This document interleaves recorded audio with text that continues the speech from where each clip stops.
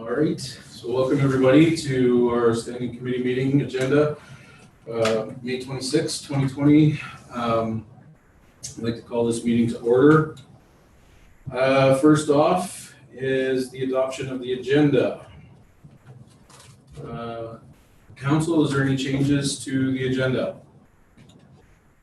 Councilor Reyes.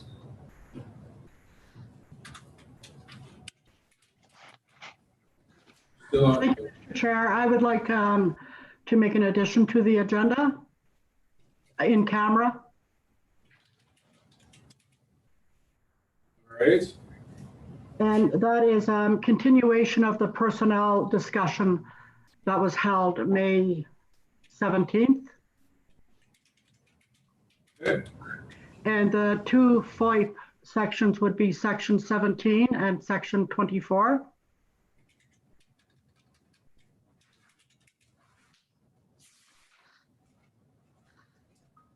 All right, thank you, Councilor Reyes. Any other additions, Council?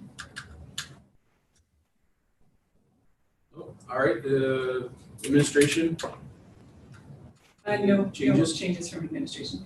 Thank you. All right, so I'd like to have a motion to accept the agenda as amended. Mayor Michaels? I'll move to adopt the agenda as amended. Thank you, Mayor Michaels. So I'll call to question then that we adopt the standing committee agenda meeting as amended for May 26, 2020. All those in favor? And that is carried. Thank you. All right, so no delegations, no information. We're on to action items. And the first action item is the paid principals policy, HR 1902. I'll hand it over to CEO Wilson. Thank you, Mr. Chair. At the May 12th Standing Committee meeting, Council received a report on this item and provided direction to bring the policy and the rescinding of policies 027, 060, and 017 back to a Standing Committee meeting for further discussion.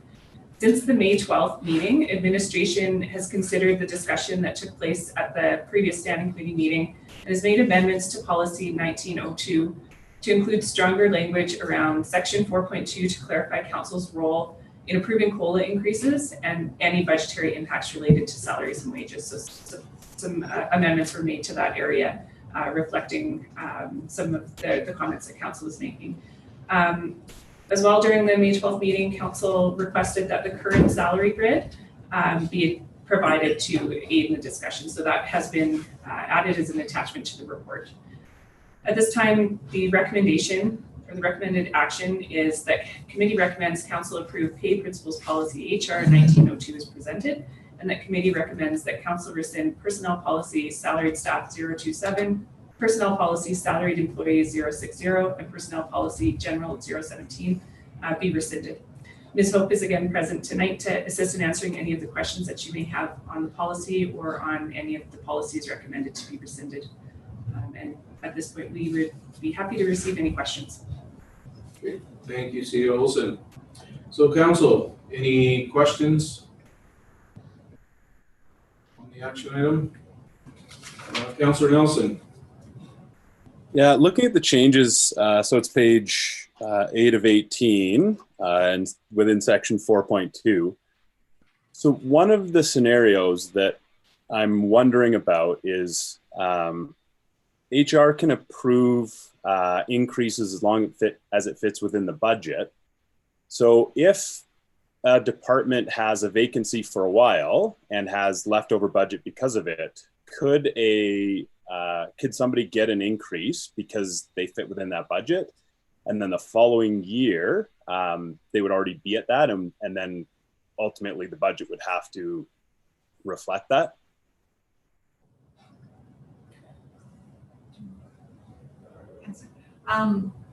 Right off the top of my head, I'd say that would have to involve some other kind of restructuring because the money would still have to be available there next year. So either we wouldn't fill that next position or maybe we look at it differently. But there would have to be more restructure than just, oh, the wages are here for this month, let's take advantage of it. There needs to be some kind of long-term planning with that.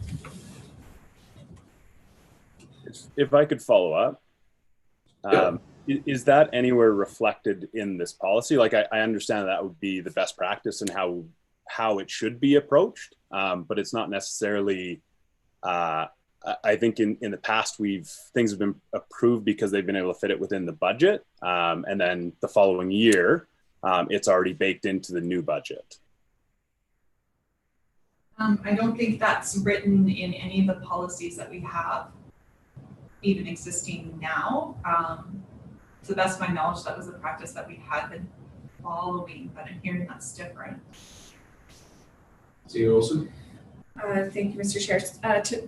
I suppose it's maybe not directly achieved through 4.2.4, but that does address the budget impact. So to follow up on what Ms. Hope was saying, if there is a movement for a position through their salary or wage that is higher, and maybe it is achieved through a personnel envelope in that area that is being underutilized, anything that goes outside of the budget in the next year needs to come to council for approval. So we've seen that in the past and in 2019 where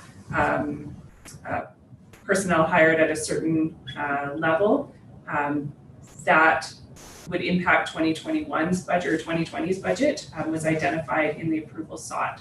And I believe as well, I mean, maybe it doesn't fit exactly because it was a new position and it was brought in. So it's maybe not a great example, but that is the process. If it's anything that's going to have a budgetary impact for the next year, it is administration's intent to, and it's required to be approved by council moving forward. So I don't know if that provided the clarity that I was after, but hope you Yeah, if I could, that's the clarity I was looking for. I was just curious if that's on paper anywhere. Is it in paper now that we're doing like 4-year budgets? And so we would follow that process.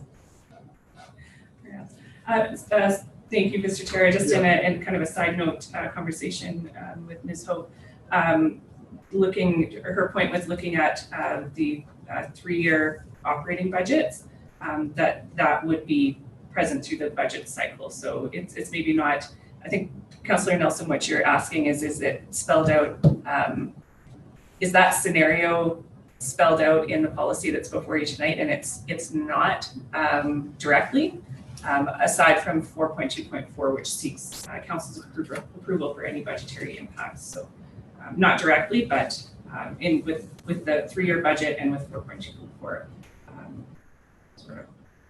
Thank you. Thank you, Councillor Nelson. Council, any other questions or discussion? Mayor Michaels. Thank you, Mr. Chair. Following up on what Councillor Nelson brought up, I kind of like where that question was going in the sense, is there value in changing 4.2.4 to administrative report at the annual budget process and or changing or to and? Because my concern now hearing that is any changes to the grid fundamentally or things of that nature could be justified to just be changed from a monetary standpoint at the annual budget process. So we wouldn't see it. It would just increase the amounts. But if there's an administrative report speaking to these changes, then that demonstrates what I think Councillor Nelson was asking, what we would see something, but the word or would give the latitude to any administration in the future to just have it through the annual budget process, which has no definition, no clarification on what that looks like, which I would assume would just be, hey, the budget increase for that department or that position was absorbed in the overall amount. So that would, I don't know if that speaks to what Councillor Nelson was saying, but that's the issue I might see now. Thanks. CEO Wilson. Thank you, Mr. Chair. Just to clarify, is that Mayor Michaels, the administrative report for any changes, any grid changes, or just for situations such as what Councillor Nelson brought forward where a position might receive an increase outside of the grid that may have a future financial impact through the budget? If I may, I assume both, because 4.2.1 in what's after that all those changes are made, and when you read 4.2.4, as I said earlier, I guess it could just be added into the annual budget alone. So it'd be for both scenarios, for the change to the, for making I might have to think about this for another second. Okay, Ms. Olson. Thank you. I might be able to add just a little bit of, I guess, clarity or additional information to that. There are grid movement positions that move on the grid itself, so maybe not level to level frequently, but their grid placement based on sort of our management practices, personnel management practices. So if council required a report every time that happened, there would be reports all the time. I'm trying to understand what the problem or what the potential issue could be and how we would solve that with some change in language or that sort of thing. If I may. Yeah, I think I'm content for now, and the fact that it's at standing, I can spend more time and see, but I'm comfortable right now. Thanks. Council, any other questions, discussion on this action item? All right, so seeing none, anybody choose to make a direction of some sort?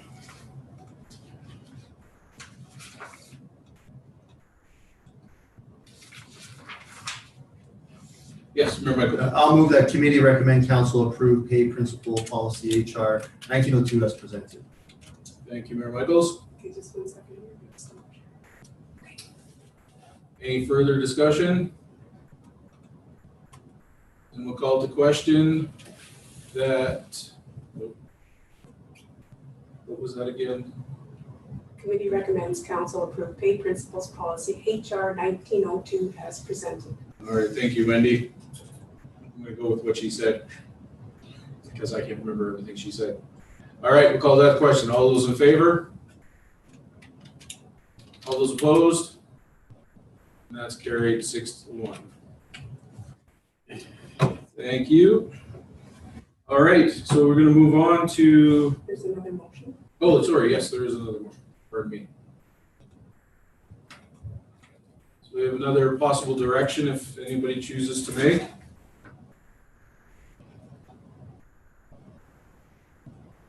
Oops, I can't do that, sorry.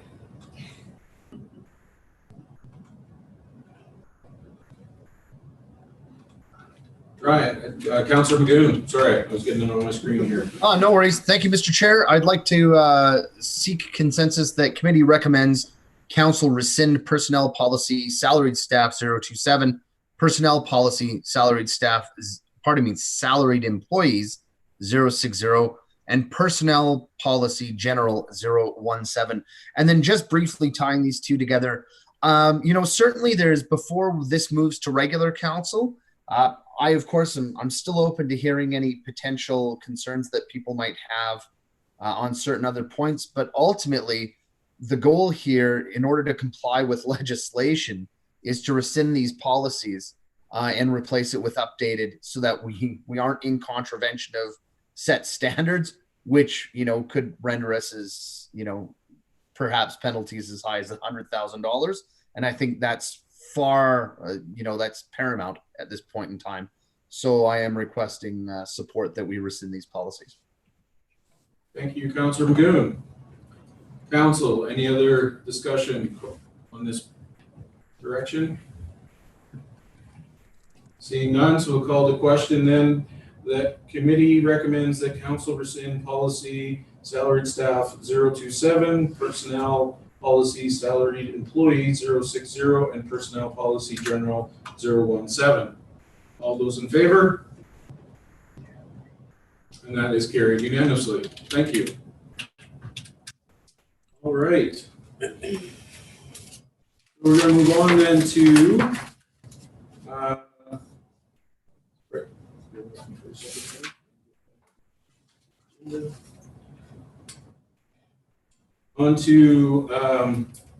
Discussion items, council legal policy discussion. Councillor Nelson. Mr. Chair, I'm abstaining on this matter because of the possibility that I will receive reimbursement of legal fees as a result of this legal policy development, as I understand it. And if somebody could just maybe fire me a text and I'll log back on once we're finished the agenda item. Thanks. Thank you, Councillor Nelson. All right, so council, pay principles policy, council legal policy discussion. Anyone want to kick this off?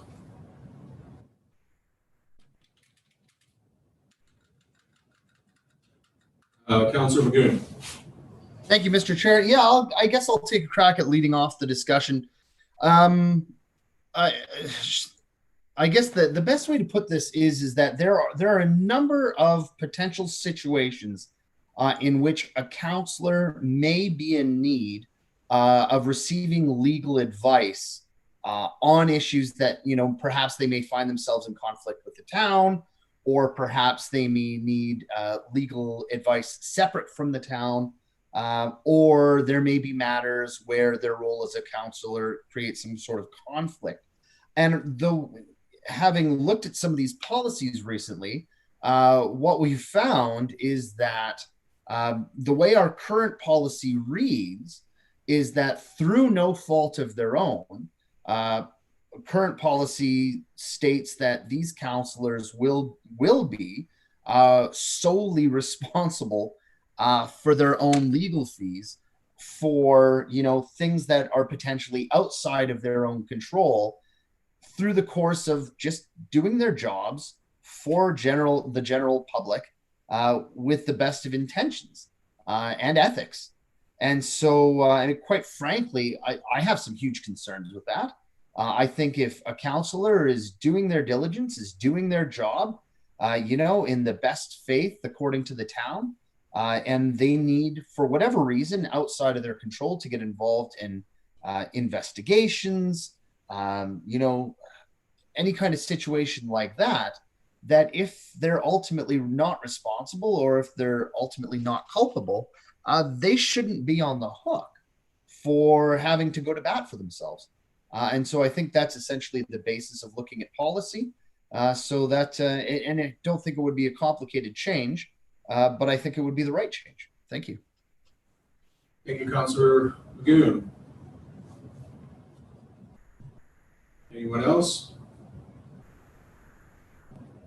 Well, I'm going to jump in here, and I mean, I'd be curious the policies of other communities, first of all, to see if that is the common practice.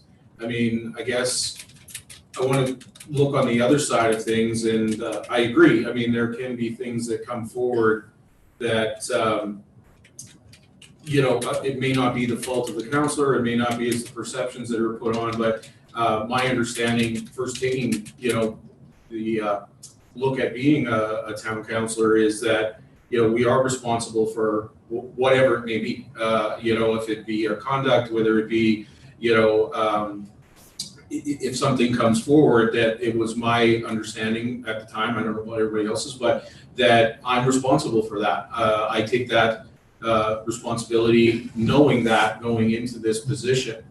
And I guess I'm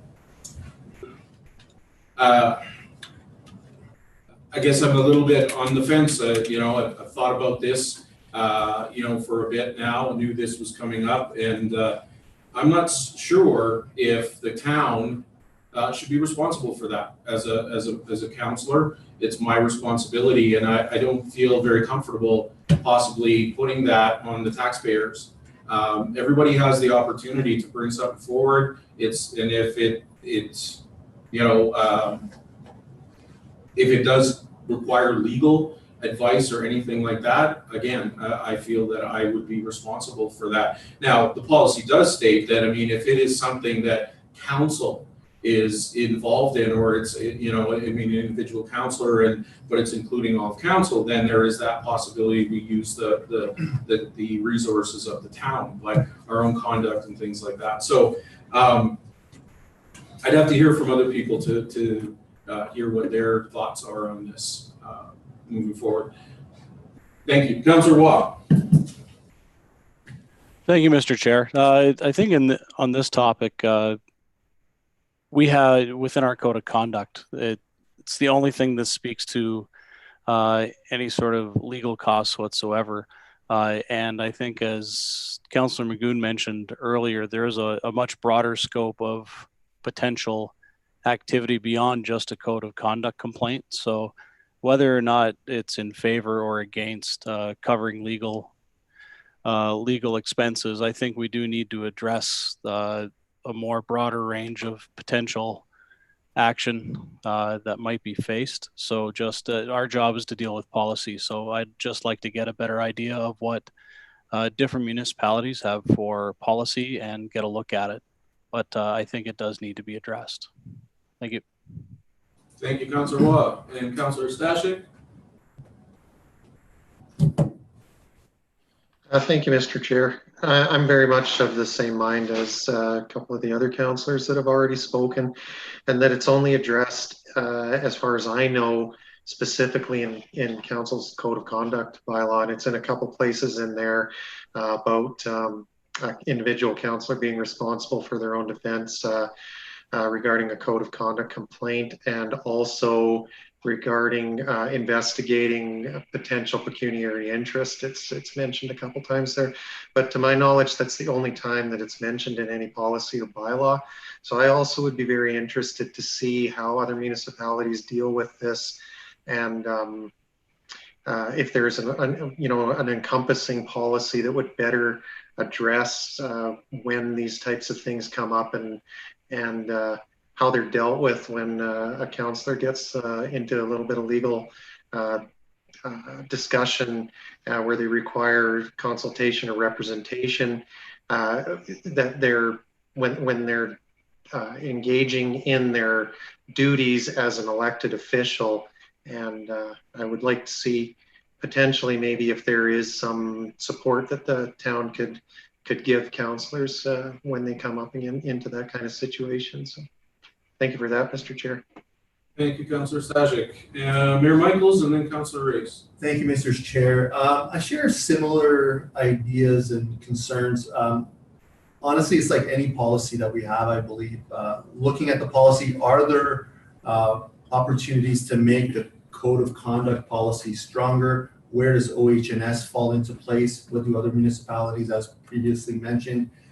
So looking at the policy to kind of meld it with the new changes to OH&S in the recent years might be a benefit. But now I think the real question I think we have to decide is we have many policies that we're looking to revisit. Where is the priority for this? Because it does cover a code of conduct, and previous councils, including ours, approved that concept that we pay our own legal fees. So where do we address this? Do we address this in 2 months? Do we address this in a year? Because I do know there's a few things on the plate right now that are priorities to myself, and council mentioned that in past weeks. So I'd like to revisit every policy. So I'm putting that into the category of, yeah, there could be holes here, but I'm concerned that this might not be an immediate priority compared to other things. So I'm just throwing out there because timing will be essence for us if we move forward with any decision today. Thank you. Thank you, Mayor Michaels. Councillor Race.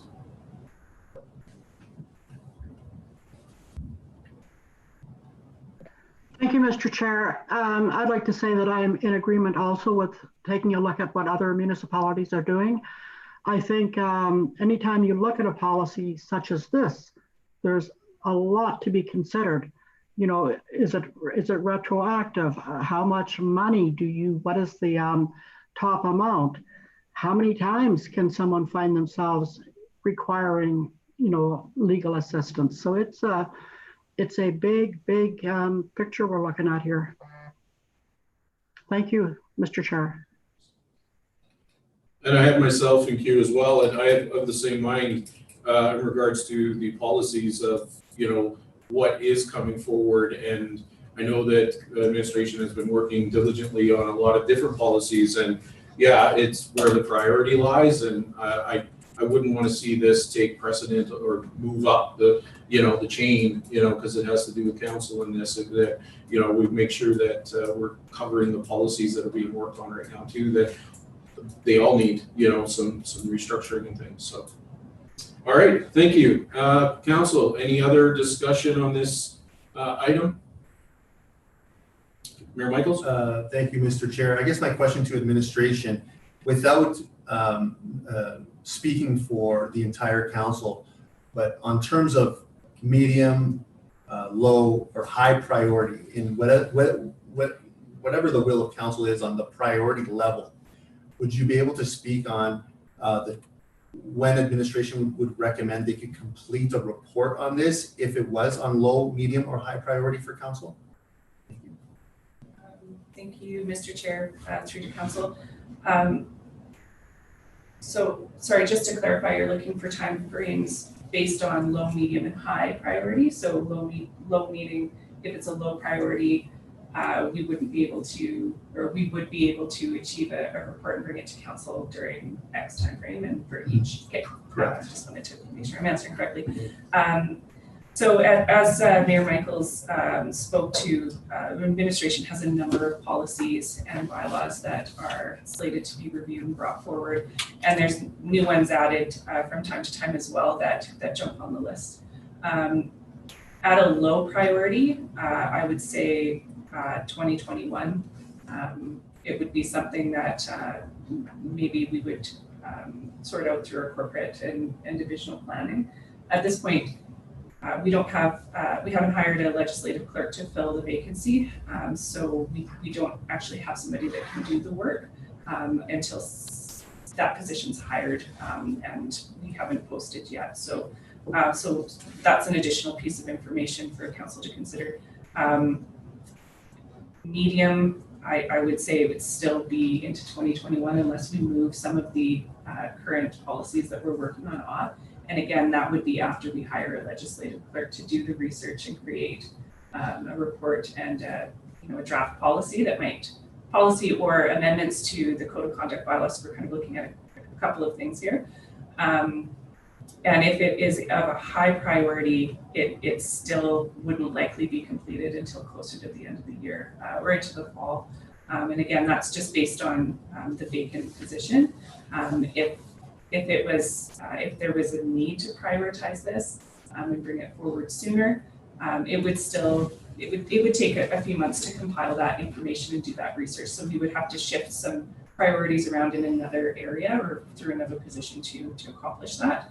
That said, it could be done. It would just take a little bit of time to figure out the capacity where it would land and then exactly when it would come back. But hopefully that answers your question. Thank you, Mayor Michaels. Myself and then Councilor Rees, I guess to a quick question, to administration, what would it be time frame wise if, because it seems like the council would like to see other municipalities, and maybe other municipalities don't have, maybe the norm is what we have right now, and unless we want to try to change that, but what kind of time frame would we be just to look at that portion to see what are the common policies of other municipalities to kind of give us an idea of even is this worth going through? Thank you, Mr. Chair. To answer that question, it's similar to the high priority response in that we do have a number of things. There are a number of things that are on hold that are of great importance as well. Our remuneration policies coming back, and that's been delayed through some of the same capacity issues, as well as the procedure bylaw review committee hasn't met, and that was delayed due to capacity issues and then some changeover in personnel. So there are some areas that have been initiated that need focus and completion. To look at researching what other communities do. Again, it could be possible. It'd just be figuring out where does it land and what are we shifting. We're really, for this type of work, we're at capacity right now. If it is a priority of council, of course, we will take that into consideration and we'll figure out a way to complete it. But it would be with that direction. Okay, thank you. Councillor Reyes? Can you hear me? Okay, thank you, Mr. Chair. I think at our meeting, May 19th, Ms. Fox had said that we have purchasing policy, civic agency, reimbursement, MasterCard, fiscal management, and some other ones. I think there were 8 of them. I think all of them deal with the town as a whole.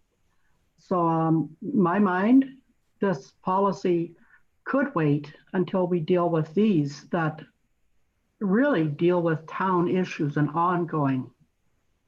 Okay, thank you. Thank you. Councillor Magoon, then Mayor Michaels, and then Councillor Watt.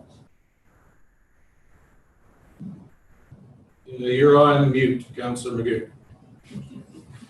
Oh, that's so embarrassing when that happens. The faux pas of the Zoom world.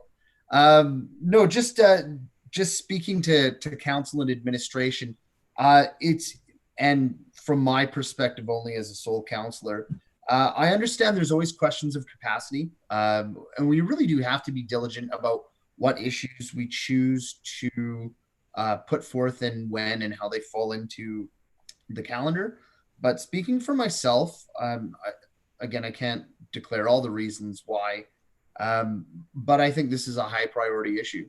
And it's something where I feel strongly enough about it that I mean, not saying I'm doing so now, but I'd be willing to put forth a notice of motion in the future to deal with it as such. But Councillor Hawes, you brought up an interesting idea that I think is a nice middle of the road approach. I don't need to see a fully built policy, in the next month. I think a really great start would be to simply information gather. What are the policies from some other towns? Pull those together and allow council to look at those through an agenda package and air their thoughts. What things do we like? What things do we not like? And allow that policy to grow a little bit more organically. And maybe that is a little bit more of a reserved pace over the long run. But I think we could start that process a little bit sooner rather than later. Thank you. Thank you. Councillor Magoo and Mayor Michaels. Thank you, Mr. Chair. Following up on Councillor Magoon's point, I think it's valid to understand the scope of the report that we get back. My train of thoughts after listening to CAO Olson, if it's a comprehensive report, we're 2 months away from having a legislative clerk, and then it takes a few months to do some work that they have to juggle with other things. So even if it's a high level, high priority report that doesn't include construction or a draft of a policy, we're still looking really at the end of September for that. If it's a comprehensive one, I think we can't really touch this until at least end of March, because we have the budget coming up in the fall, we have the other policies, and that's, to me, that's at the earliest. So those are my thoughts. High level report inclusive of everything can't really be before March 31st, 2021. If it's a high level to see what other municipalities are doing, I would target maybe the end of October. Maybe I can be convinced maybe end of September, but on the side of caution, not having a legislative clerk to me is a big issue. I would target that kind of report October 31st, 2020. Thank you. Thank you, Mayor Michaels. Councillor Watt? Yeah, actually, Councillor Magoon and Mayor Michaels pretty much gave voice to my sentiments, so I don't have anything further to add. Thank you, Councillor Watt. All right.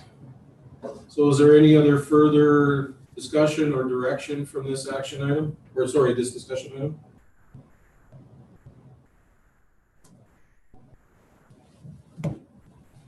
Seeing none, then I guess then we'll move on. Somebody should text you. Yeah, I got him on my Zoom here.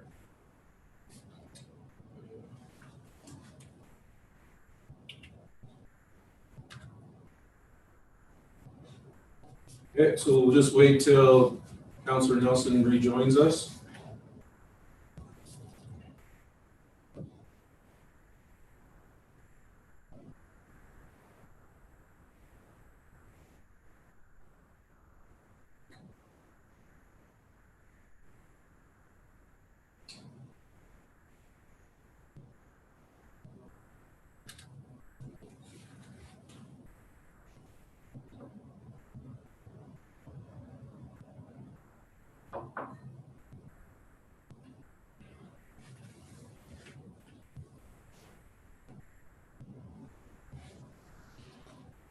There we are.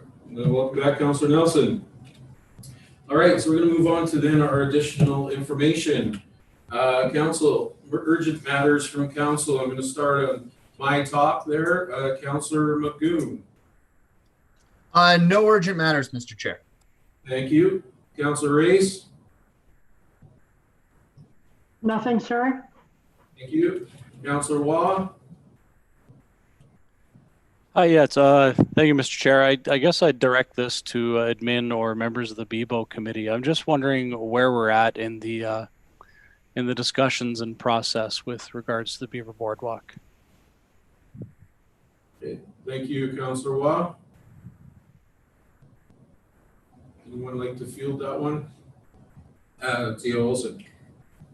Thank you, Mr. Chair. I can give a kind of a brief update and then turn it over to members from council that were present for the most recent meeting as well. I haven't been able to attend a meeting in some time, and yesterday was my first one, and was really impressed with Ms. Way and how she chaired and managed the meeting. We looked at stakeholder identification and as well some objectives and things in that with that nature to help create a plan for public engagement, very purposeful public engagement moving forward, as well as some proactive communications with some of the stakeholder groups as well. So was really impressed with the discussion and happy to attend and check in on where things are going. At this point, if any of the other committee members want to add their 2 cents, then I will leave it to them. So. Thank you, Tia Olsen. Anyone else? Mayor Michaels? Thank you, Mr. Chair. To add to Mrs. Olsen's comments, I guess the only thing or one thing of concern was really the timing, because everyone in the community is eager about when the application will come back. That conversation sort of happened throughout the process. Long story short, members of the public or anyone outside of the public, to my knowledge, were able to put in their concerns. Now, Alberta Environment Parks are dealing with those concerns, and now it is put back to the town. And that conversation sort of led to, okay, let's expedite and deal with the concerns that are potentially holding up a decision from Alberta Environment and Parks, which was good to hear. So we look forward to ideally in between now and the next meeting, or at the next meeting, to have a better update on where we are with those complaints, if there's any resolutions. And then therefore the next step is with Alberta Environment and Parks to make a decision. And we stressed that in a perfect world, we will have a decision as fast as Alberta Environment and Parks can possibly give us. But it's our role as BBO committee members and council, for that matter, to make sure that the ministry is taking this, as serious as possible to bring this, because it is impacting our community. So that may be something we may have to further continue and discuss, is to apply pressure to the province to make sure to say, I know you're very busy, but we have a closed boardwalk that is, detrimental to our community, and we want some change fast. But this government has shown through their red tape reduction program, or cabinet, that they care about this stuff. So I'm optimistic, but it's something that will continue at our next meeting. Thank you. Thank you, Mayor Michaels. Councillor Stashik. Thank you, Mr. Chair. Just to add to what's been already stated by the other committee members, I just want to take just a quick minute to remind the public that we do have resources available that are waiting to do maintenance on the boardwalk. The resources are available, it's ready. What's holding us up right now is that approval from AEP, and that's what we're waiting on. And unfortunately, that is out of the hands of anybody within our organization. It's in the provincial department of Alberta Environment and Parks, and we're waiting breathlessly for a response from them so that we can go ahead and do that. But until we get that authorization from AEP, unfortunately, our hands are tied. but we are hoping to get that soon so we can get moving forward with some maintenance on the boardwalk. Thank you, Mr. Chair. Thank you, Councillor. And thank you for that information. That's, I think, valuable to know as both as council and also as in the community as well. So, all right. Anyone else on this matter brought up by Councillor Waugh? All right. Thank you, Councillor Waugh, for the question. Councillor Stashik, any urgent matters? Thank you, Mr. Chair. No urgent matters. Thank you. Mayor Michaels? Nothing, Mr. Chair. Thank you. And Councillor Nelson? Nothing for me, thanks. Great. And there's also nothing for me as well. So we'll move on to Chief Administrative Officer status report. C. Olson. Great. Thank you, Mr. Chair. So before we get into the action pending list and the review of that document, I just wanted to take a moment to provide council and the public on an update on the water treatment plant bypass project, where it's a mouthful, that administration's been working with West Fraser on over the last few months. With management transition taking place on both sides, and me transitioning into interim CAO and a new manager to work with West Fraser, the first few months of the year have really been reviewing and bringing both parties up to speed on previous plans, decisions, budgets, and whatnot. And we've been working really well with Mr. DiGiulio from West Fraser. He's really provided positive energy and input into the plans for the bypass, and administration's been working really well with him and his team to move the project forward. So though there's no formal update at this point, I'm looking forward to bringing something to council, hopefully in the short term, that gives a more formal update on where the process is. As you recall from the 2020 budget, the water treatment plant bypass is a project that requires significant resources and time to manage, and there was design planned for 2020. So we're looking through details, timelines. We're also, Mr. Hawk has been looking at grant opportunities to assist in funding, working through some of those items, and looking forward to bringing something public to council as soon as we can. So I guess to close, I just really wanted to give council and the public an update and a little peek behind the scenes of what's going on. We have been meeting, we have been discussing, and things are feeling very positive.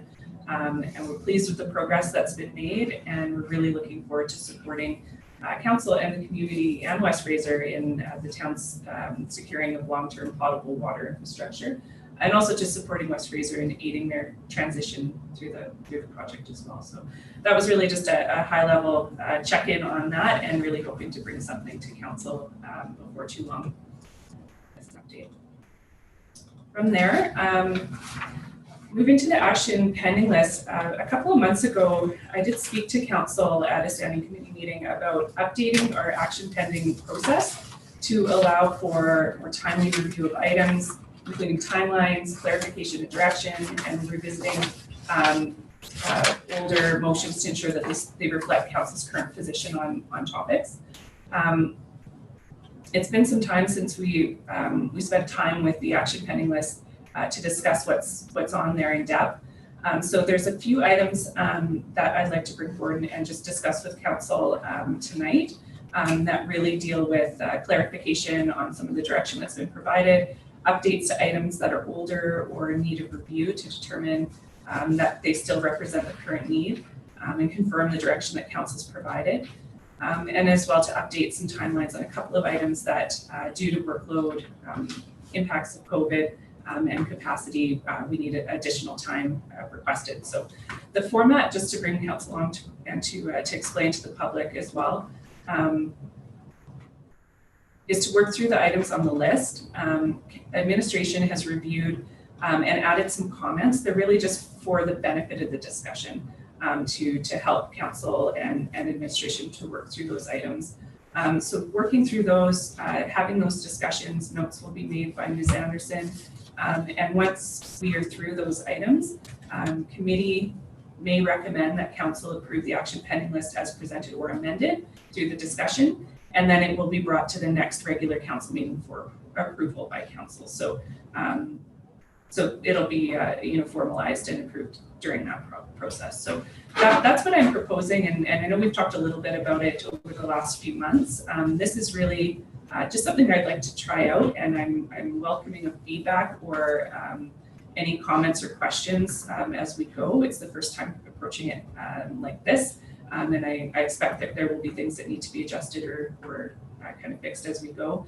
And by no means am I looking to go through the list in its entirety. I have a few items that have additional comments from administration and that we're seeking clarification on.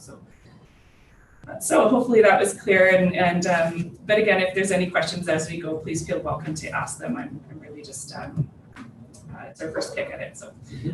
So looking at the action pending list on page 1 of 7, which is page 12 of 18 of the agenda, I we'll start with the first item and just to update council, and I don't know that this needs a lot of discussion, but the commercial waste collection as well as the update to the pilot project for the new waste the bins. There's a report that Mr. Hawk is preparing, and it will be presented to council before the end of June 2020. So we're looking to adjust this item and to move it forward within the next month. So that's an update to the timeline. I know it's something that council's requested some information on, and an update to that timeline there. So I can move into the next item if there's no questions on that. That is on the agenda for June 23rd is when council would see that. The next item, MD 1539. This is something that administration chatted about. There's 2 motions, and we're seeking some clarification because they seem to be related, or the intention is the same. So administration is recommending that MD 1539, as we understand it, the initial intent of that item was to address the public use of green spaces, which aligns with policy 082, recreation and parks fees and changes. So that's already coming forward under MD 1783. So what administration would like to seek clarification on is whether this can be folded into that other motion, if that was council's intent, or whether council would prefer to keep them separate and to see this dealt with separately. To question it, or to council if there's any questions or discussion required for that. If not, administration can proceed and combine those 2 items. So I'll leave it to you. So if I may, so 1539, and what is the other, 1538? 1783. 1783, okay.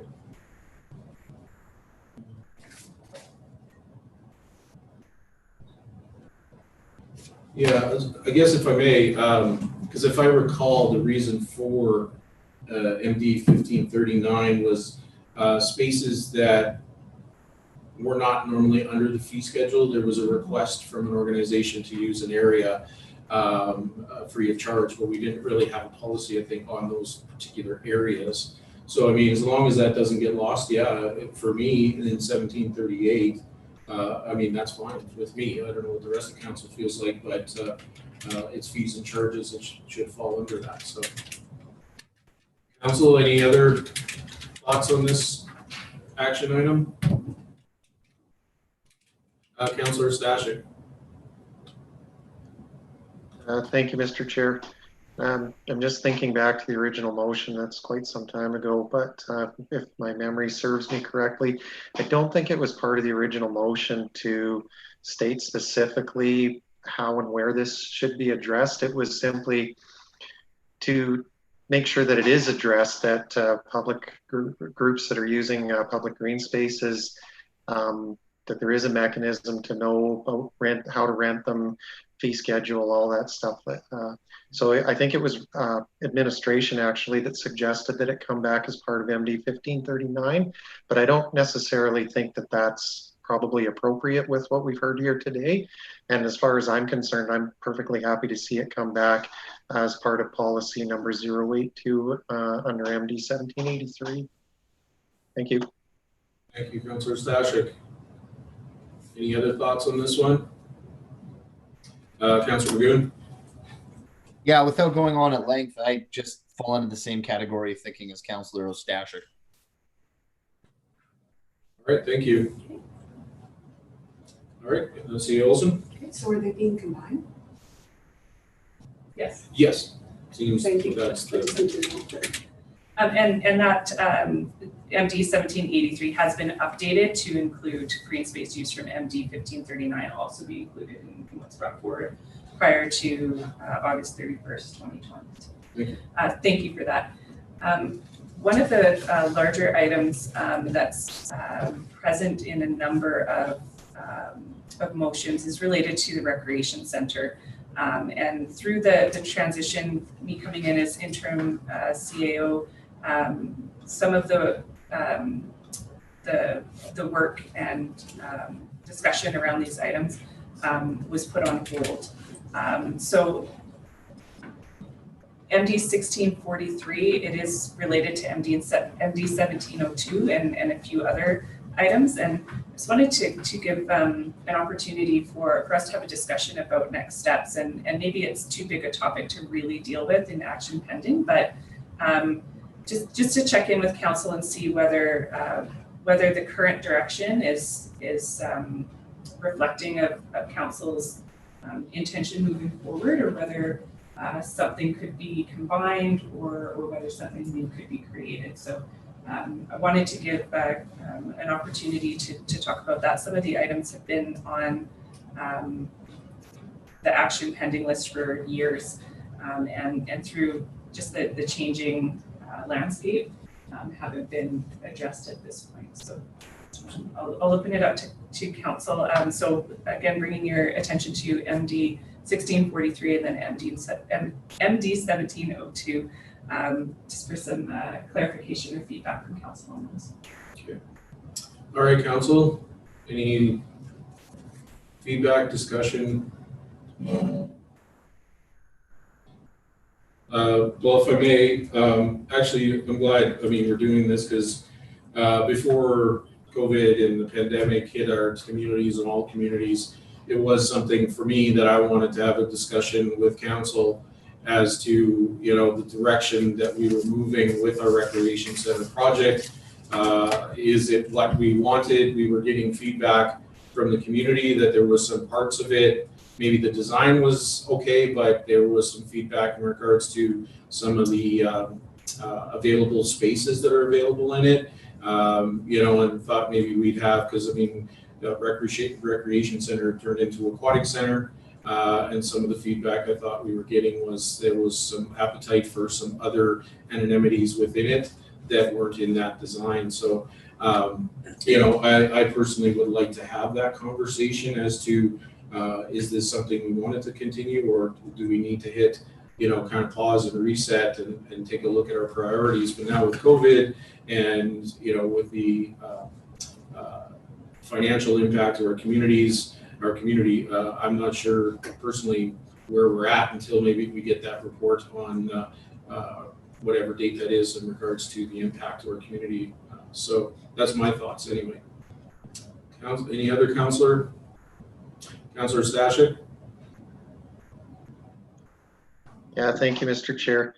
Yeah, in reference to the two regarding the recreation center, they're quite out of date at this point. And I don't necessarily have any issues or concerns with having them taken off the action pending list, as they're not particularly relevant at this point.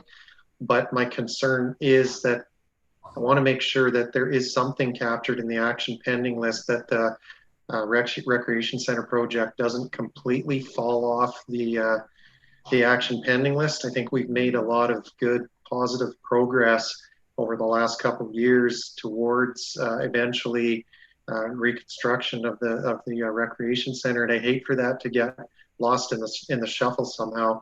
So though those two aren't particularly relevant at this point, I would want to see some kind of a direction there to have follow-up conversation, to touch base and provide future direction to administration at some point. Thank you, Mr. Chair. Thank you, Stashik. Councillor Waugh, and then Magoon. Thank you, Mr. Chair. Yeah, and I would echo Councillor Stashik's sentiments. those specific motions, I don't think has a lot of timeliness right now. But I would like to at least have a placeholder to keep it on the radar. I think there's a couple overarching issues that we need to have better defined before we really dig into the rec center issue.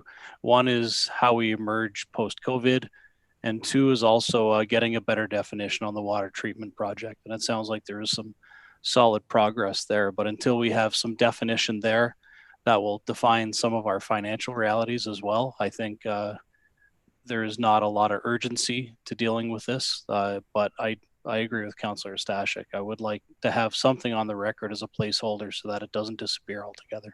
Thank you. Thank you, Councillor Waugh. Councillor Magoon?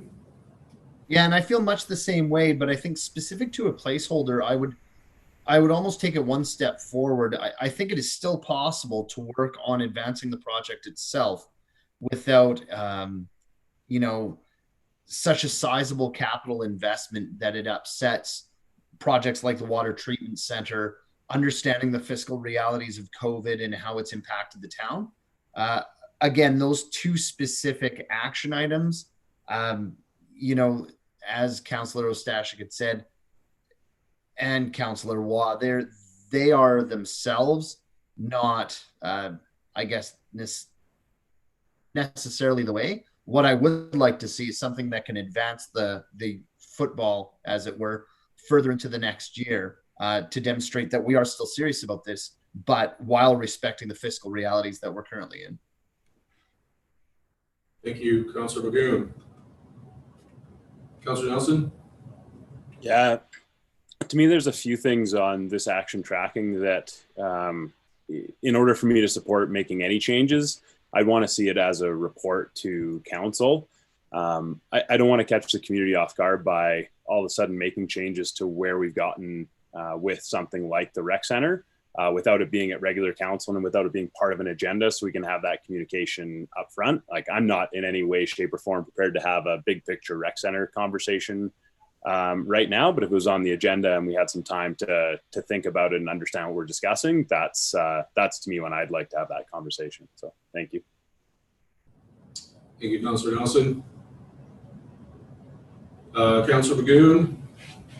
Yeah, and I would just like to back that up. I think especially for some of those big ticket items, the best place to have that discussion is in either a standing committee or a regular council, where we can do that and make those decisions in a way that's most transparent.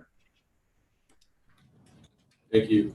And I myself, and then Councillor Stashik, and by no means did I want that discussion. And I mean, finances have been put towards this project, and we don't want to see that lost. So I too want to see it still on the action pending list. But again, as to priority wise and things like that, financially, fiduciary, I mean, where it falls, you know, having that look at things, you know, post-COVID as well. So Councillor Stashik, and then Councillor Magoon. Thank you, Mr. Chair. I guess my comment's more of a process question for administration, and I likely should have asked it earlier at the beginning of this action pending review, because these were items that were created through motions of council.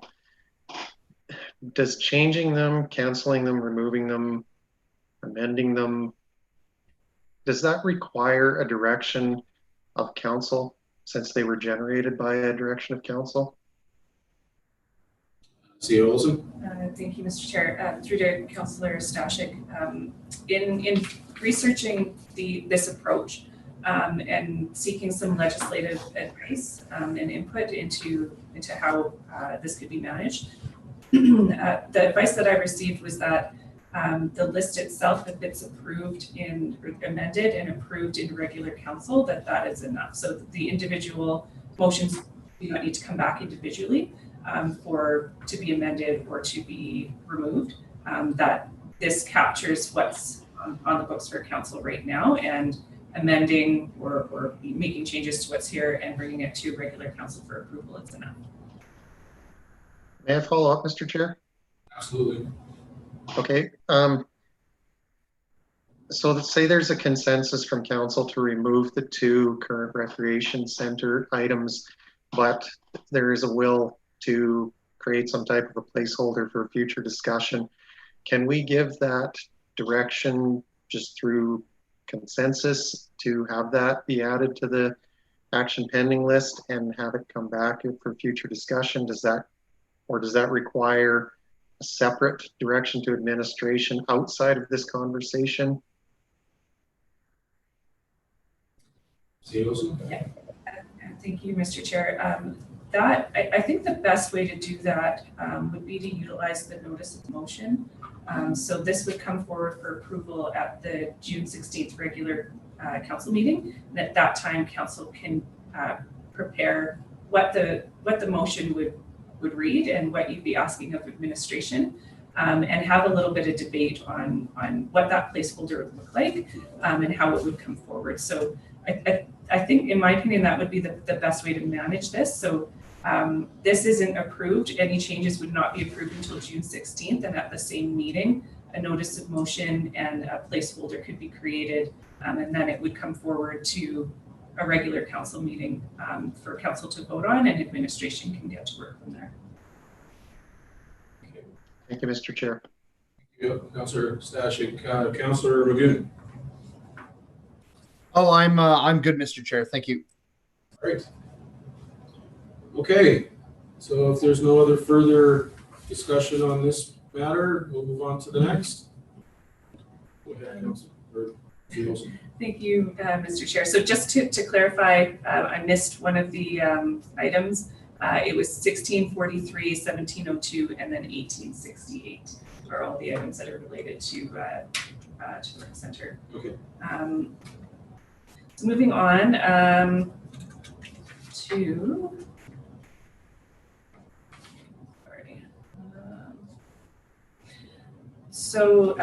Just a revised date or a request for a little additional time on MD 1959. So this is skipping ahead just a little bit. Research has begun and work on the civic agencies report is due to council by the end of Q2, which is the end of June. Looking to extend that timeline by a month just in order to bring something back to council that advances that discussion. Just due to workload and whatnot. And then again, the some of the vacancies has made it a little bit challenging to meet that. However, it is underway and we will be prepared to bring something in July. Councillor Nelson. How does that fit in with the budget schedule for this year, understanding that the civic agencies thing is probably the biggest political challenge for us during budget times? Thank you, Mr. Chair, through to Councillor Nelson. So how it fits in with the budget timeline, I believe that the report on civic agencies was just looking at the best practices of other communities and how they manage, how they determine or define civic agencies. So that's what's included in the report coming forward in July potentially.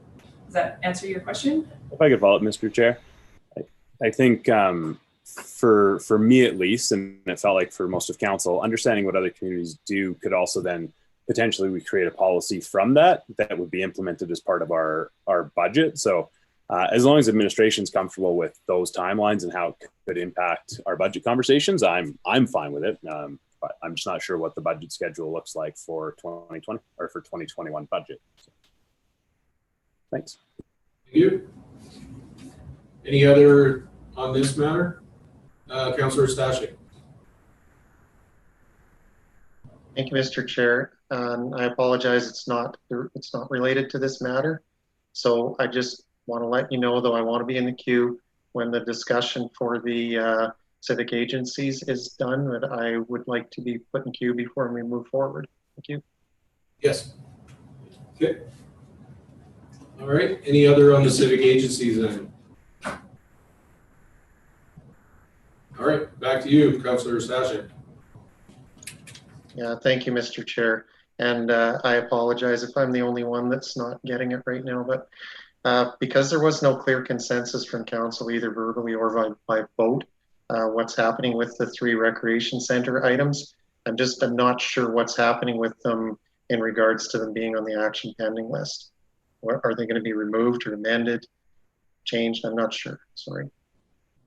Thank you. CEO Olsen? Thank you, Mr. Chair. So through the discussion, it was my understanding that they would be removed, but you're correct in that consensus wasn't achieved on how to move forward with that. And again, this is kind of a work in progress as a process. So for items like that, it would be beneficial, I think, to just make sure that council's is all comfortable with that. At the conclusion of this conversation, council can then vote or provide direction that committee recommend council approve the list as amended or as presented. So that's the kind of formal piece, but if it works for council to create consensus on some of those items, I'm by no means mentioning everything that's included in these actions. So a lot hasn't changed, but I'm really highlighting the ones where either the timeline's changed or there's some sort of change needed to the action pending list or the item itself. So I put that to council. That's something that we can do. Okay. Thank you for that clarification, Ms. Olsen. I'm good. Thank you, Mr. Chair. Great. Okay. So I'll hand it back over to CEO Olsen. So moving off of civic agencies, the next item, administration seeking some clarification during budget time. So the item number is MD 1960. There's quite a lot of discussion around the Hinton Disc Golf Society's funding request for parking lot construction, and some motions through that process were tabled or were rescinded, and the one that moved forward onto the action pending list was that administration was to bring a report back regarding that funding request for the parking lot. So what administration, I guess what we're looking for clarification on is the scope and the purpose of the report to ensure that we're bringing something forward to council that it meets our expectations. And in particular, whether this is just related to the funding request and the dollars, or whether this is viewed as a town project where the town is supporting them in securing their plans or in helping them move this project along, as well as seeking funding or preparing a recommendation as to where that funding would come from. Related to budget 2020, no funds were allocated for this, so it isn't something that we budgeted for. But I just wanted to make sure that administration bringing something back to council, that we really understood what the expectations were on that. So turning over to council. Okay. Thank you, CEO Olsen. Council, any thoughts on this? Councilor Magoon? Thank you, Mr. Chair. Yeah, I guess at a very high level, just looking to honor sort of the initiative that's being put forth by a group in our community and their high level desire to sort of see a project implemented, especially as it applies to safety. And I know myself, just speaking to that, I've been up in that neck of the woods in town a number of times in the past 2 weeks. And it is actually emphasized for myself that this is a pretty reasonable idea and request that they're trying to throw together.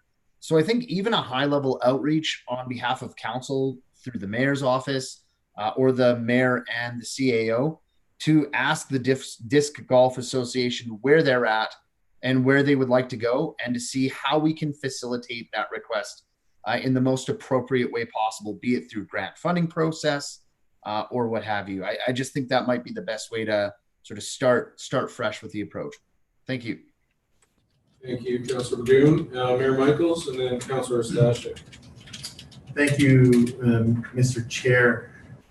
From my recollection from the conversation that we had, a lot of the questions were, I don't want to say brought forward originally by administration, but there were concerns that, okay, we want to hand over potential funds to disc golf to build a parking lot, but we had concerns, including administration, regarding we hold the lease.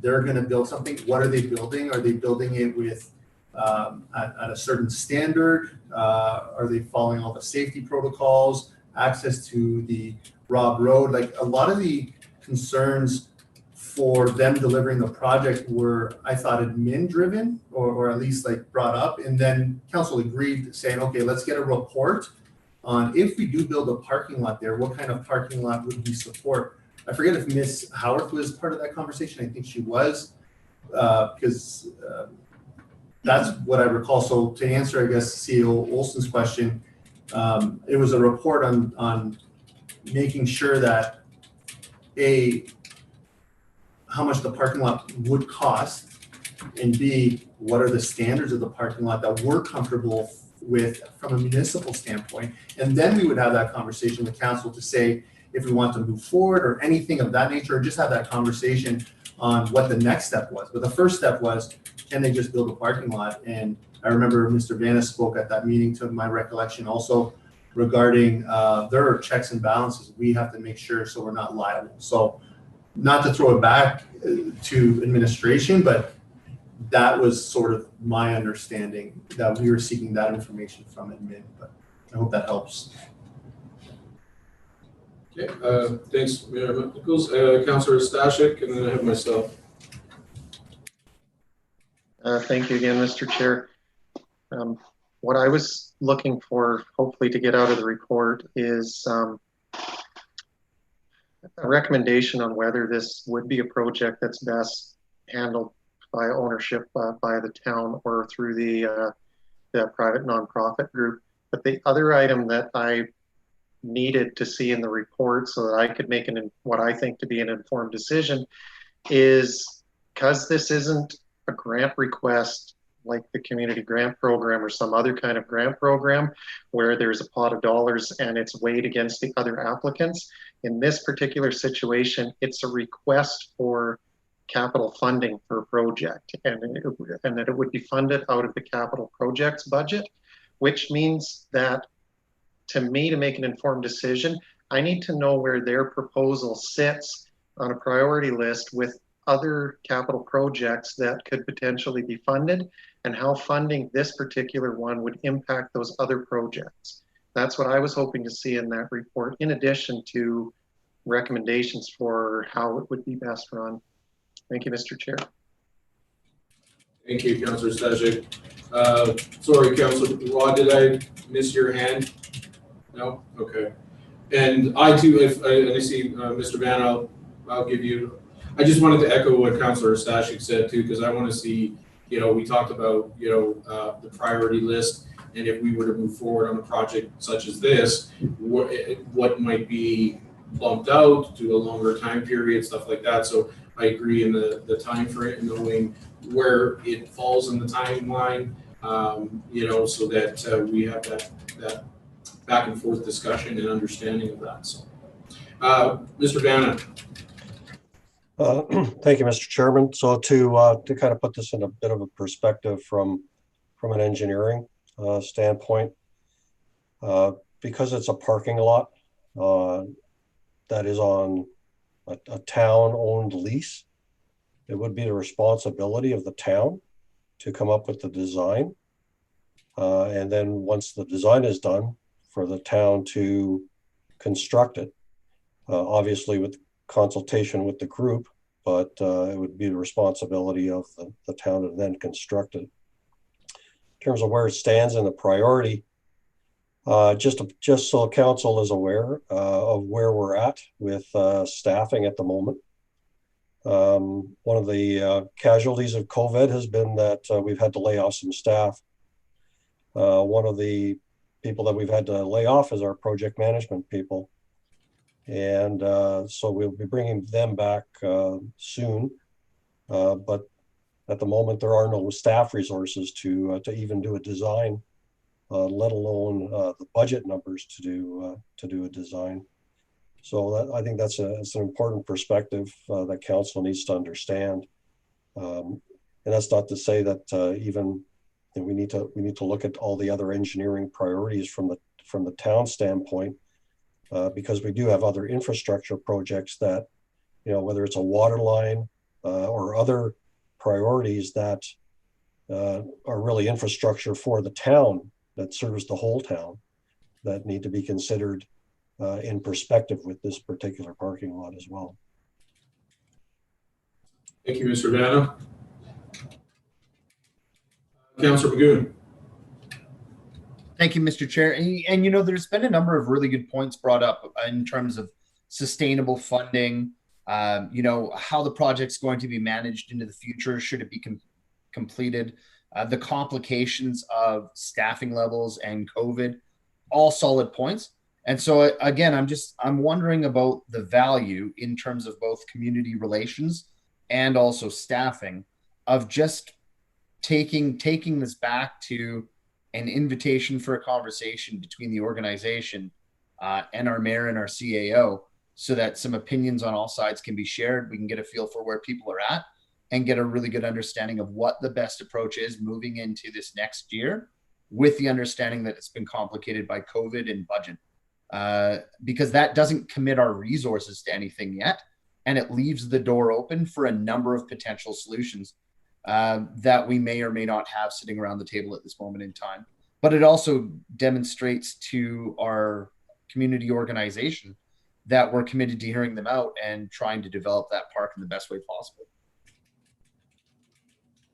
Thank you, Councillor Magoon. Any other? Councillor Watt. Thank you, Mr. Chair. I guess I just wanted to clarify something that Mr. Vanna had stated earlier. So are you saying because it's town lease, town land, it's our responsibility to build? But how is that different than, say, the Mountain Bike Association put in the bike park? Thank you. Mr. Vanna? Mr. Chairman, ultimately the responsibility with the lease is the town's. And so our responsibility is to the Crown to make sure that anything that gets built on there is built to the Crown's acceptability in terms of standards and environmental standards and construction standards, et cetera. And so I'm just simply stating that there's a responsibility. So I can't say how the bike park was built, but ultimately, regardless of who built it, how it got built, it is the responsibility and the liability of the town at the end of the day. Thank you. Councillor. Yeah, one thing I think maybe I could caution, I would love to see a lot of that information in that report. I think tonight is about clarifying what we want to see in the report, but getting into these conversations about who's doing what and where and how and what the oversight is, that to me needs to come in the format of a report, not a discussion as part of the action tracker. And if the intent is to go this in depth, then I think we should probably have a conversation about how much time we want to invest in action tracker. So thank you. CEO Olsen. Thank you, Mr. Chair. To sort of echo Councillor Nelson's point, that was the intention, was to understand what could be included in a report, what council's expectation was on whether this was just simply a report discussing their funding request, or whether this was actually looking at the project and preparing options, or from what I've heard, and just to kind of echo the conversation here, in addition to some high-level outreach from mayor and CAO, included in the report would be a recommendation on whether this would be best managed by the town or the society, which Mr. Vanna has spoken to a little bit as well. So that could be fully looked at and included in a report. As well, looking at where it sits on a priority list. It was already established through the budget 2020 process that there's no funding available this year. So if this is looking into either moving funding around this year to look at advancing this, or whether it's looking at 2021 and where it would sit on a priority list there. I think, again, administration spoken to the list of capital projects and items that are kind of going to do ahead of something like this. However, looking for clarification from council as to whether we should be, and that again could be part of the report and the discussion when it comes forward, to where this is a priority for council as well. So I think if I've echoed kind of and summed up council's position on this, if there's anything further to add or any pieces to what I've described that need to be changed or clarified from council's perspective, I open that up once more to council and move on. Okay. Council, does that sound the scope we were looking for in that report from what CEO Olson shared? Yeah. All right, so let's move on to the next thing. Thank you. Thank you, Mr. Chair. Actually, I just wanted to pause. If administration, if Ms. Howard, Mr. Hawk, Mr. Bonnet, if this isn't clear as well, this is part of your process too. So if you have clarifying questions that I haven't captured, if it's all right with the chair, if I could invite them to ask them as well, just to ensure that we don't get a little further down the road on this and end up having to come back for additional clarification. And then one other item related to the parking lot, and then I'll close it off. Absolutely, Ms. Howard. Thank you. So yes, the short version is we're just looking for direction if you still would like this to come before council, because it was directly related to the funding that was originally approved and then didn't quite make the cut for the final budget. As late as, or is it recent, I guess, as Friday morning, my last conversation with the group was that they recognize that the funding has not been allocated for this year. It is also not in the queue for the next 5 years on the 5-year capital budget that council has approved. And you'll recall that there's, I think, about $10,000 left in the reserve after that 5-year capital plan that was approved. So we would definitely have to reprioritize if council wanted to fund this project. But as of Friday, what the group is looking for, and we would include this in the report as well because they've shifted a bit, they believe that there's opportunity for them to build the parking lot with donations and some other opportunities of construction that are happening in the area, and basically are looking for support from the town to enable them to just build the parking lot themselves on that land. I appreciate Mr. Van is saying that doesn't negate our involvement in it. We still have a very clear role and responsibility to the province for that land. But I haven't had a chance yesterday to speak to Mr. Hawk or Mr. Vanna on those issues to see what would move forward. We do have a copy of what the group was proposing to do that was, I believe, done up by surveyors. I'm not sure if it was done by an engineering company or not, but we do have some shifting requests from the group, like I said, as of Friday. So we can certainly try to pull all that together. I'm not sure if the deadline that's proposed is still doable, but I'll leave that to CAO Olson to discuss. And I'm not sure if Mr. Hawk had anything else to add. Thank you. Mr. Hawk. Thank you, Mr. Chair. Actually, they engaged one of the engineering company and they submitted some kind of sketch for that project. But the problem with that sketch is Rob Road is managed by industry. It's not town owned at this time. And they require that the trail crossing and access to the bike park, everything has to be a formal intersection. And if they want to bring the trail crossing near the access to the bike park on the west side and to the east side, the access to the proposed parking lot, that particular location is not a suitable location. To make that happen, either they have to take the intersection way further close to the old landfill, or near to the where currently we have the trail crossing with Rob Road. But In both, would this be what we get in the report, or is it appropriate for this point? I appreciate the info, but I'm just wondering if that's the information part of the scope and would be part of the report that would potentially come forward, both the information that Ms. Howarth is and what you also are sharing, Mr. Hawk. Is that fair to say, I guess, C. Olson? Yeah, so I don't mean to cut you off, but I don't want to make you have to explain it and then put it in a report and explain it again. It sounds like you've got some information to bring forward. So I believe Councillor Nelson, you also had something to share? Yeah, that was all. Like, I need the documentation in front of me to look at and cross-reference and understand what we're talking about.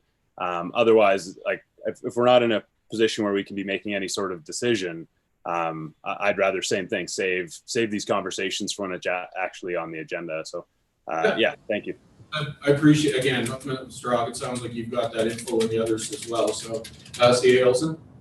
Thank you, Mr. Chair. So just to follow up on Ms. Howard's comment, so the due date is end of Q2, which is the end of June. Mm-hmm. It was our intention, depending on the scope of the report and the information and research that's needed to pull something together, to attempt to bring it by that date. But after the clarification tonight, I would seek an extension possibly to the end of August, knowing that if we can get a report done and bring it sooner, that we would, just to make sure that we're doing our due diligence, we're following up and making sure we're including the Disc Golf Society in any conversations that we need to. I don't want to rush this, and so I would be asking council to consider approving a revised date for administration. Okay, thank you. Anyone thoughts on the revised date? Oh, Councillor Stashik, sorry. Thank you, Mr. Chair. I would personally have no issue with extending it to even the end of Q3. I would be okay with. In light of the budget constraints that we've had for capital projects this year, in addition to the challenges we're facing now because of COVID, I don't see that it's feasible to fund in 2020 anyway. But as long as we had it in time for budget discussions regarding 2021 budget, I would be okay with that. Thank you, Mr. Chair. Thank you, Councillor Stashik and Councillor Maguna. Yeah, absolutely right. There's no way that's going to be funded in the 2020 budget. So just like Councillor Stashik said, provided the opportunity, if it's available, is there for 2021, whatever that looks like for administration would be fine from me as well. Thank you. All right, so we've discussed it. I think we've got the scope now. So we'll move on to the next item. Thank you to council for that discussion. I think that's really helped. Those were all the items I wish to touch on through the action pending list tonight. If council has any questions that they wish to ask, or if I've missed something, I'd be welcome to those questions now. And then moving forward, I was remiss, Ms. Anderson, in providing you a motion ahead of time, but we'd be looking for a consensus of council to approve the action pending list as amended at the next regular council meeting. Okay. Councillor Nelson, I believe you had your next, and then Councillor Grace. Thank you, Mr. Chair. I guess where I'm struggling with is a process. Like, we never got any consensus for the parking lot thing. So is administration bringing us an entire amended action tracker to next week, or are we wanting to seek consensus? I'm just, the process part I'm not really certain on. I wasn't going to speak on the parking lot thing because nobody made any sort of direction or attempt to seek consensus. So I'm just a little bit lost on the process part. Okay. If you may. Yeah. Sure. And so I spoke to this earlier, and it maybe need to circle back on this. So the process would be So we haven't been seeking consensus on any of the changes throughout, and I didn't speak to that a little bit. If that was council's wish, if their comfort level was in seeking consensus to any of the changes there, the process would be for administration to, outside of that, would be for council to receive an updated council action pending list for June 16th to then approve. So it would capture everything that we've talked about tonight. So nothing has been approved yet. Council will see that updated action pending list and then can approve it there. They can amend it before they approve it on June 16th. That was the process as I'd identified it. However, if council is more comfortable seeking consensus on any of the changes that we've discussed tonight, that's okay too. So I can leave it to council if we wish to make that change in the future and seek consensus on some of these items, or revisit the items we've talked about tonight and seek that. But that was the processes. Thank you. All right, thank you, Councillor Nelson. Councillor Reyes. Thank you, Mr. Chair. In regards to MD 1686, the log benches,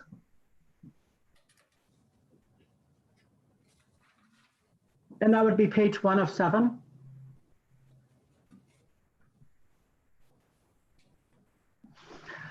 So the benches that have been taken out of service, are there any plans to put a replacement bench back in, or are we going to have to wait till 21, 22?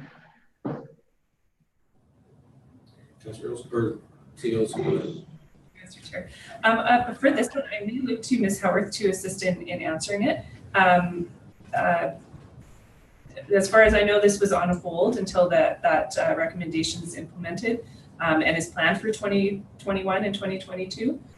Just going on the conversation that we've had and the comments that were included for council. But Ms. Howarth, if you had anything to add to assist Councillor Reyes. Thank you.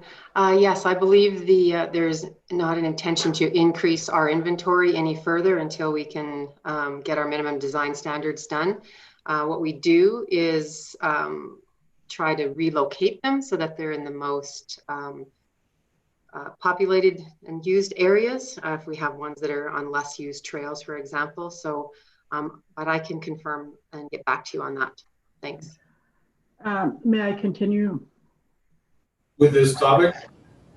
Yeah, I'm going to stay with this topic. So the benches that have been taken out of service because they're rotting or for whatever reason, they're part of the inventory. So would you be bringing a bench up to replace the one you took out?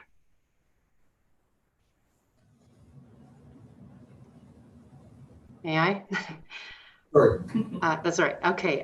So no, we don't have an inventory of the benches. They are quite expensive and difficult to get made. So otherwise, we would have probably brought them up and replaced them already. So I'm assuming that we're out of an inventory and that we're not purchasing more or designing more until we get to the place where they can be funded through the capital plan through transfers to reserves.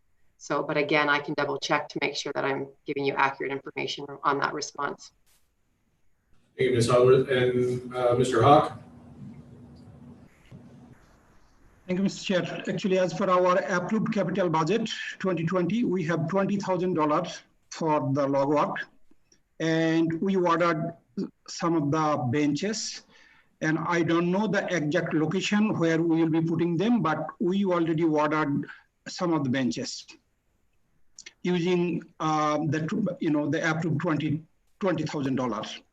And actually, you know that this is the last year of the log work capital. It was, I think, 5 years program. So this is the last year of that program. Good. Thank you. Thank you. Mayor Michaels. Thank you, Mr. Chair. There seems to be a bit of uncertainty on this process, albeit I like where this is going. It's a lot better than what we used to do.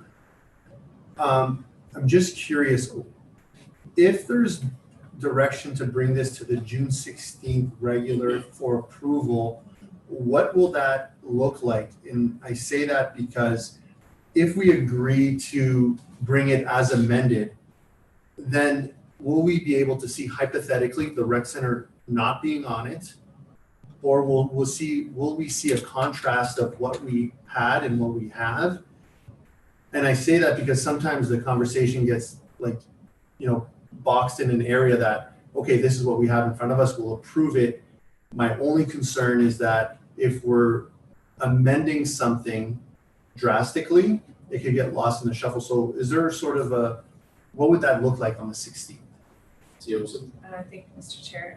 What administration could provide and is an additional to this list as what may have been removed, I believe, and that would just be to capture those major items. So for I don't know if that would satisfy that question or give council some peace of mind that if something's been removed entirely, that it could be captured that way without adding too much to the list or too much to administration's process. And I don't anticipate that this would happen often where something would be removed completely. Yeah, hopefully that answers your question. Ms. Anderson. The way our system works is we don't remove things, we mark them as complete, and then we never lose track of them. They're always on the completed list, and we can also include in the comments that explain what we've done. So it will be there, but they won't show up in a separate list. They'll show up as on the completed with everything else that the council has completed. It's the way the system works. Right. We can't manipulate it. Right. We can investigate. Okay. Council, any other, Councilor Nelson? Was Councillor Magoon ahead of me in the queue? I thought I saw his hand up there earlier. Yeah, no, it would be, I'm good. Okay, thank you. So I think there's really only one thing that I'm passionate about from the list. So I'm just going to try this out and see where the conversation goes. I would like to seek consensus that all recreation center related action items remain unchanged until at which time administration can bring a report to council. And really for me, I have no appetite to see recreation center changing between a standing and a regular. And if we think that we need to make some major changes, which I think we do, something of that importance, I think, needs its own report. All the other things that we discussed, if it comes in an amendment, we can discuss it. But I have no interest in the public seeing us starting to remove and change rec center items, let alone have the discussion myself. So thank you. Thank you, Councilor Nelson. Just before I go to Councilor Magoon, Wendy, did you get all that? I'm just going to share it to make sure. Okay.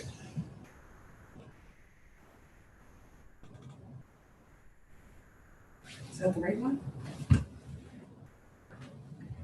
Where is it? Well, it should be on your screen. Oh, okay. I don't see it on mine. Wendy, to me, that looks exactly as I spoke. I appreciate that. I can't see you typing, so it's hard to know how fast to go. All right. So I believe Councilor Magoon, I saw your hand go up. I just wait until everybody else gets up on the screen here. Thank you. I'm okay to go, Mr. Chair? Yes. Okay, thank you. Yeah, I fully support that.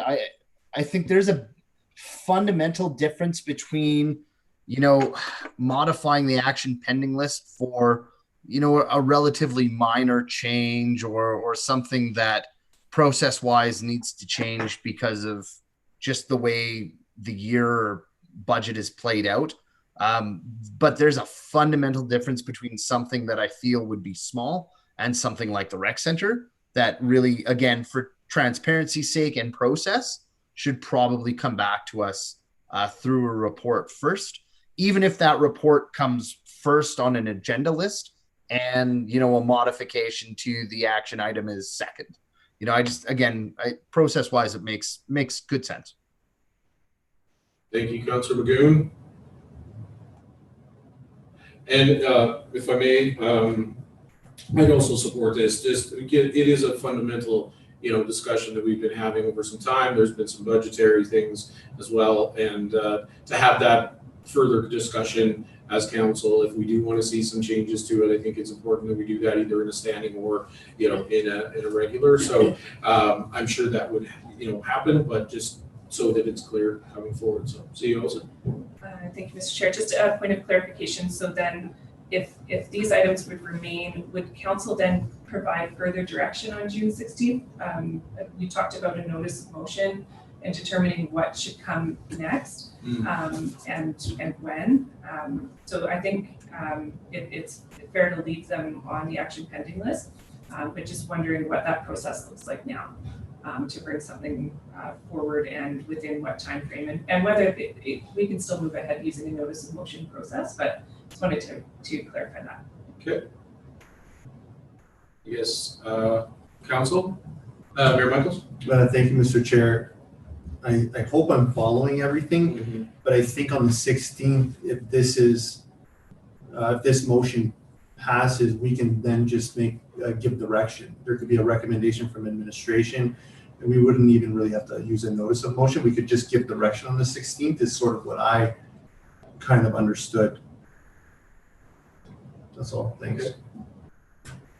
Anything to take? Yeah. Okay. Anyone else? Thoughts on that? Okay. So is there any other discussion on this before we seek consensus? Wendy? Oh, thank you.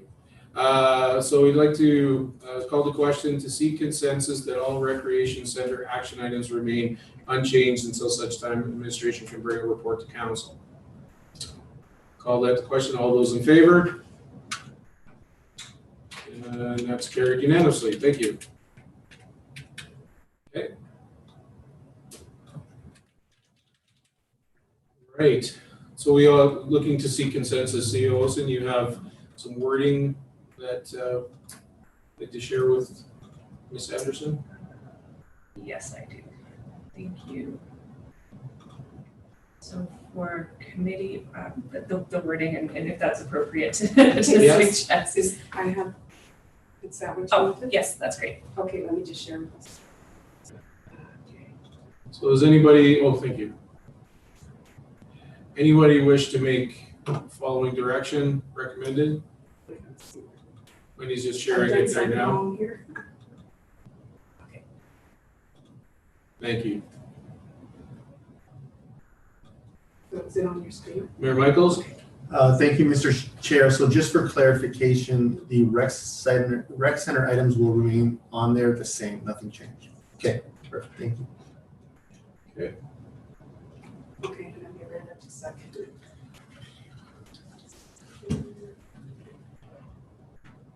So we have a recommendation from administration for a direction on this action pending list. Any appetite, Mayor Michaels? I'll move. Okay. That committee recommend council approve the action pending list as amended to the June 16, 2020 regular council meeting. Thanks, Steve. Councillor Nelson and then myself. Yeah, if I could speak to it, I voted against a different committee recommend council approve earlier, and I'm of the same mind. If this was that this come to council, an amended one come to council, that is fine. But once I see the amendment, then I can look at whether I want to approve it or not. Again, we're looking at amendments on the fly that I haven't had any time to think about. I may want to reach out to the people working on the disc golf parking lot and understand whether that affects their timeline. So I fully support it coming to regular council, but I can't vote in favor of recommending that we approve it. So that's where I'm at. So I will vote against it, but only because I am not in favor of approving all of those things at this time because I don't know enough to do that yet. So thank you. Okay. I'm going to take myself like you, Councillor Stashik. Yeah, thank you, Mr. Chair. Yeah, I concur with Councillor Nelson. Typically, when these things go to regular, the wording is that it go to regular for decision, not to approve, in my understanding. So I'm okay with it being changed to that it goes to next regular council for decision, but not not necessarily for approval. Thank you, Mr. Chair.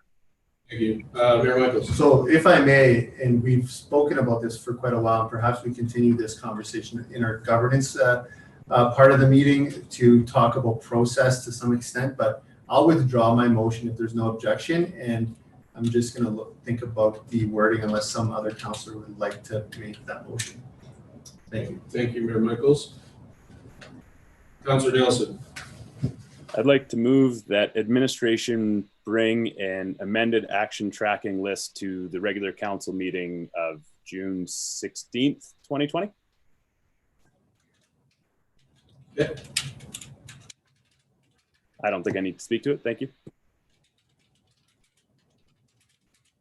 Letting Ms. Anderson type that up, and then she'll bring it up.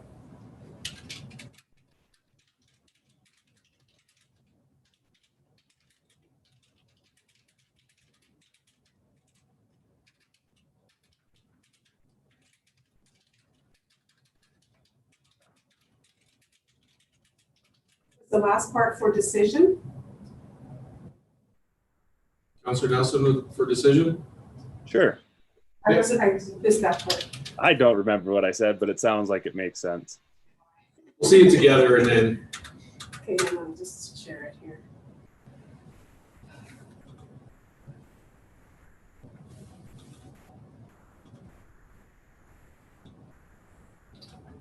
All right, so Councillor Nelson, after you take a look at that, does that look correct?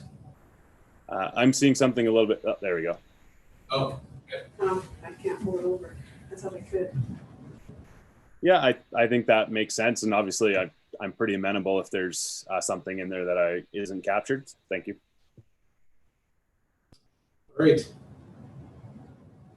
Any other discussion then on this matter? All right, so we're going to call the question then. Wendy, if you don't mind sliding over again. Yep. Thank you. That administration bring an amended council action tracking report to the June 16, 2020 regular council meeting for decision. All those in favor? That was carried unanimously. Thank you, council. All right. So now that we're completed action pending list, moving on to legislative services update now. Anything? Thank you, Mr. Chair. Not much for an update from legislative services. We are working on the job description and the posting as well for that position. So Okay. That's the update. Thank you. Executive Assistant Logistics Information. I have nothing. Nothing for you. All right. So we're going to look then for a motion to go in camera with a 6-minute break. Mayor Michaels? I'll move to go in camera with a 6-minute break. All right. All those in favor?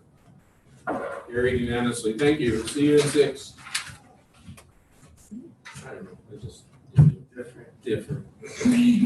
I'll pop the. I was like, what number are we trying? Okay.